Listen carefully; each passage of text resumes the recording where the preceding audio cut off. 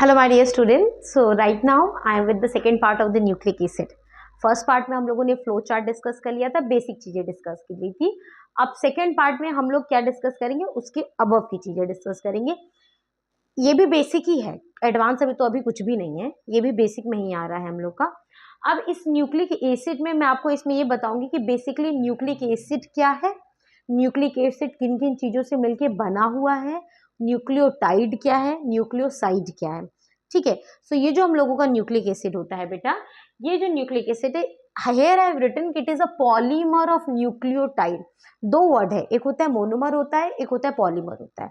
Monomer में होता है मतलब कि single single single single single unit, और वो बहुत सारे जब एक साथ मिल जाते हैं तो they form the polymer. Poly means many, ठीक है, मर means unit, monomer, mono means one.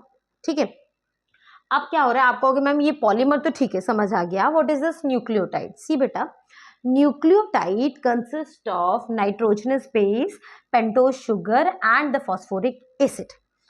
हम लोग न्यूक्लिक एसिड पढ़ रहे हैं, डीएनए आरएनए के बारे में पढ़ रहे हैं।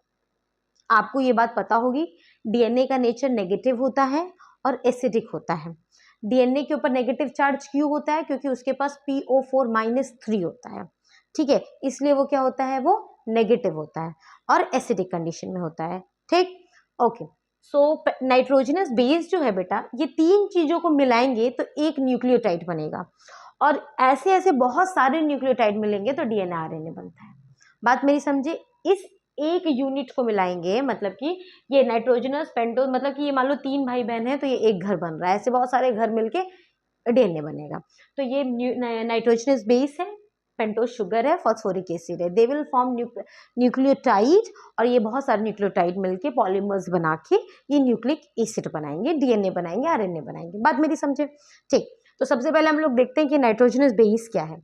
नाइट्रोजनस बेस दो आपको पढ़ने, एक है प्यूरीन और पिरिमिडीन। ठीक है, ये जो प्यूरीन होता है बेटा, उसमें दो चीजें होती हैं, एक होता है एडेनिन होता है और एक होता है गुआनिन होता है। और आपका ये जो पिरिमिडीन होता है उसमें तीन चीज होती है, thymine, cytosine, uracil. Uracil RNA में होता है, डीएनए में नहीं होता है। ये बाकी सारी चीजें हमें डीएनए में मिलेंगी, लेकिन ये यूरासिल जो होता है वो आरएनए में पाया जाता है। ठीक अब ये प्यूरिन पिरिमिडीन आपस में जुड़ते हैं, दे फॉर्म द बॉन्ड। अब प्यूरिन पिरिमिडीन में भी मैंने बताया, प्यूरिन में दो चीजें, एक एडेनिन गुआनिन, पिरिमिडीन में थाइमीन, साइटोसिन, यूरासिल। तो मतलब इसका प्यूरिन का एडेनिन पिरिमिडीन के किसी चीज से एक बॉन्ड बनाएगा। इसका जैसे मैं कहती हूँ कि ये दो घर हैं, दो घर में ये दो बच्चे हैं, ये तीन बच्चे हैं, तो जाहिर सी बात है कि एक बच्चा इस घर के किसी एक बच्चे से एक बॉन्ड बना रहा है, ये बच्चा किसी एक बच्चे से बॉन्ड बना रहा है, बस वही चीज हो रही है। ठीक है, अभी पढ़ा बताते हैं कि कौन किसके साथ बॉन्ड बनाता है। चलिए ठीक है, बता ही देते हैं। ये जो एडेनिन है वो थाइमीन के साथ बॉन्ड बनाता है। ठीक है, एडेनिन थाइमीन के साथ डबल हाइड्रोजन बॉन्ड से जुड़ा होता है, और ये जो गुआनिन है वो साइटोसिन के साथ ट्रिपल हाइड्रोजन बॉन्ड के साथ जुड़ा रहता है। मैंने आपको फिर से बता रही हूँ, एडेनिन एडेनिन थाइमीन के साथ डबल हाइड्रोजन बॉन्ड के साथ जुड़ा है, और गुआनिन साइटोसिन के साथ ट्रिपल हाइड्रोजन बॉन्ड से जुड़ा हुआ है। ये डीएनए की बात है। अगर मैं आरएनए की बात करूंगी तो आरएनए में थाइमीन की जगह क्या हो जाएगा, यूरासिल हो जाएगा। ठीक है, ओके। अब आते हैं हम लोग पेंटोज शुगर पे। पेंटोज शुगर दो हैं, एक है राइबोज और एक है डीऑक्सी राइबोज। बेटा ये जो राइबोज है मैंने यहाँ पे लिखा है C5H10O5 and deoxy ribose. Deoxy मैंने बताया था कि एक जगह ऑक्सीजन कम होगा, तो C5H10O4, यहाँ पे 5 है, यहाँ पे 4 है। अगर हम स्ट्रक्चर देखते हैं तो आप देखिए, ये फर्स्ट ये पोजीशन पे देखिए HOH यहाँ पे है, ये एक राइबोज का स्ट्रक्चर हो गया। अब यहाँ पे देखोगे OH ना हो के H है, इसीलिए इसका नाम है डीऑक्सी, क्योंकि एक जगह पे ऑक्सीजन कम है। डीऑक्सी, डी मतलब डेफिशिएंट, कमी, ऑक्सी की, ऑक्सी ग्रुप की। यहाँ पे देखो है ही नहीं, OH है ही नहीं, H है। ठीक है, अब ये जो राइबोज शुगर है वो आरएनए में पाया जाता है, और ये जो डीऑक्सी राइबोज शुगर है वो किस में पाया जाता है, डीएनए में पाया जाता है। ठीक, ओके।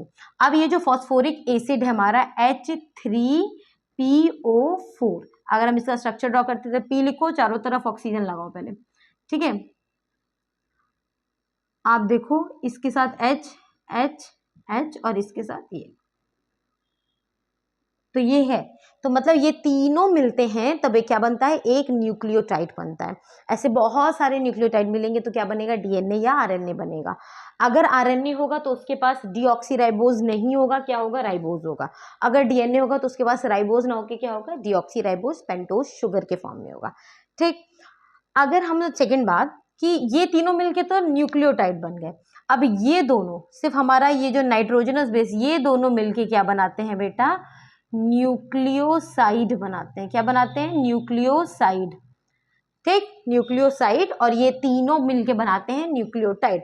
तो क्या हम लिख सकते हैं कि nitrogenous base plus pentose sugar मिलके बना दिए न्यूक्लियोसाइड। ठीक है, और अगर इसी न्यूक्लियोसाइड में हमारा ये फॉस्फोरिक एसिड जुड़ गया तो बन जाएगा न्यूक्लियोटाइड। आई होप ये आपको ये वाला कंसेप्ट क्लियर होगा, बिकॉज ये बहुत इंपॉर्टेंट कंसेप्ट है। न्यूक्लियोटाइड, न्यूक्लियोसाइड, ये कंसेप्ट आपसे पूछ सकता है। ठीक है, सो एक बार फिर से एक short revision, then we will talk about the bonds, and bonds का एक अलग लेक्चर भी बनेगा जिसमें सबका एक एक स्ट्रक्चर बनाऊंगी। ठीक है, चलिए पहले इसकी प्यूरिन पिरिमिडिन की थोड़ी सी एक्स्ट्रा में बात कर लेते हैं। 12th के स्टूडेंट्स थोड़ा एक्स्ट्रा तो लिख ही सकते हैं, राइट। तो ठीक है, I am going to erase it. एक शॉर्ट रिवीजन ऐसे बोलते बोलते, न्यूक्लिक एसिड क्या है, पॉलीमर ऑफ न्यूक्लियोटाइड है।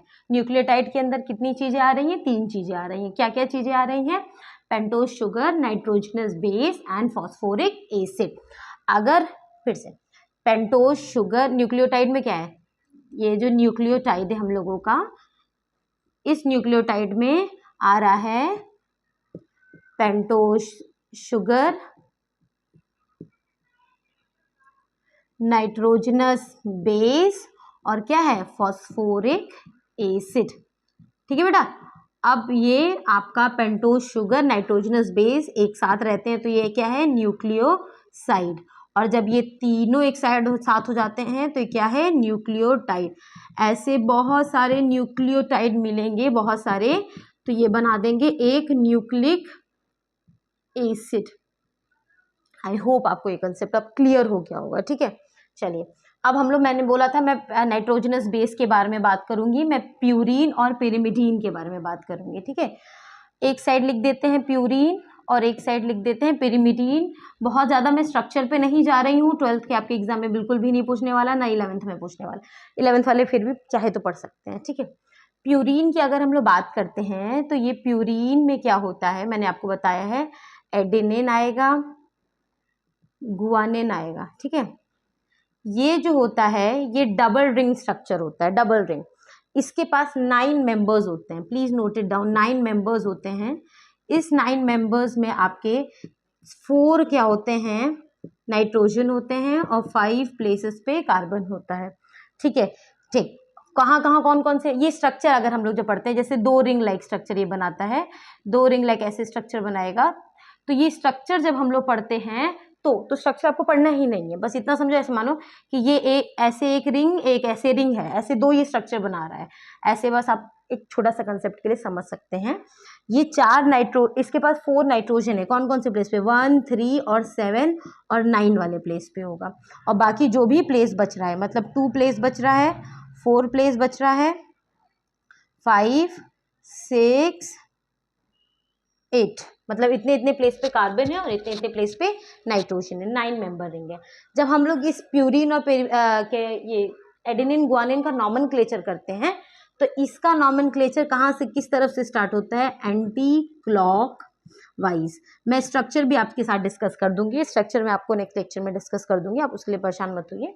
मैं आपको एक बार फिर से बता रही हूँ कि ये जो प्यूरिन है वो डबल रिंग में प्रेजेंट होता है, 2 रिंग होती हैं। कितने टोटल मेंबर होते हैं, 9 मेंबर्स होते हैं, जिसमें से 4 नाइट्रोजन और 5 प्लेसेस पे कार्बन होता है। कौन कौन प्लेस पे नाइट्रोजन है, 1, 3, 7, 9 और बाकी जो भी बच रहा है वहाँ पे कार्बन प्लेस होता है। ठीक है, और इसके अगर हम लोग नॉमेनक्लेचर करते हैं तो एंटी क्लॉकवाइज होता है, क्लॉकवाइज होता है, एंटी क्लॉकवाइज होता है। तो इसका हम लोग किसका में करते हैं, एंटी क्लॉकवाइज करते हैं। बेटा ये जो नाइट्रोजनस बेस होता है वो क्या कहते हैं, वो शुगर से जुड़ा होता है ना, शुगर से जुड़ा होता है। तो इसका जो 9th मेंबर होता है, इसका 9th मेंबर शुगर के फर्स्ट कार्बन से जुड़ा होता है। इसका 9th मेंबर शुगर के फर्स्ट कार्बन के साथ जुड़ा होता है। चलिए ये बहुत एक्सेस में चले गए, चाहे तो आप भूल भी सकते हैं, कोई दिक्कत नहीं है, ठीक है। पिरिमिडीन पे आते हैं, तो पिरिमिडीन में आपको पढ़ना है क्या क्या, थाइमीन, साइटोसिन, यूरासिल। अब ये 1 मेंबर है इसके पास, मतलब कि ये 1 ही रिंग है इसके पास, और टोटल इसके पास 6 मेंबर्स हैं। अब इस 6 मेंबर में आपका 2 मेंबर आपका नाइट्रोजन है और बचा 4 मेंबर आपका क्या है, कार्बन है, ठीक। अब 1 और 3 प्लेस पे नाइट्रोजन होंगे, बाकी जो भी बच रहा है, मतलब 2 बच रहा है, और क्या बचा, 2 बचा, 4 बचा, 5 बचा, 6 बचा, इतने प्लेस पे कार्बन है। इसका नॉमनक्लेचर करते हैं, नॉमनक्लेचर मतलब जो नाम हम लोग देते हैं, एंटी क्लॉकवाइज होता है, तो इसका क्या होता है, क्लॉकवाइज होता है।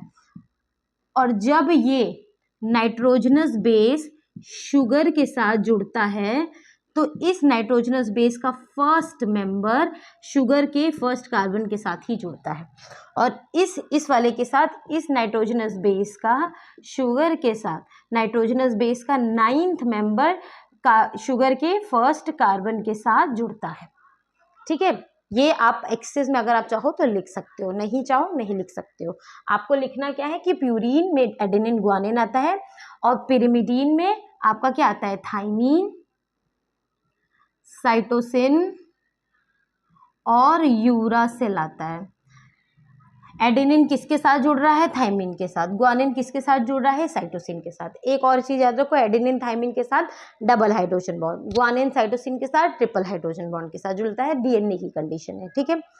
और ये भी पाया जाता है कि जिस डीएनए में, जैसे कहते हैं ना कि प्रोकैरियोटिक डीएनए कि यूकैरियोटिक डीएनए, ऐसा कहते हैं कि जिसमें जीसी कंटेंट, ग्वानिन साइटोसिन का कंटेंट ज़्यादा है, वो प्रोकैरियोटिक डीएनए होता है, और जिसमें कम है, एडेनिन थाइमिन का ज़्यादा है, तो वो क्या हो गया है, वो यूकैरियोटिक डीएनए होता है। आई होप आपको यहाँ तक की चीज़ें क्लियर होंगी। कोई भी प्रॉब्लम होगा please write in the comment section, I will clear it. मिलते हैं अब हम लोग नेक्स्ट पार्ट में। Thank you.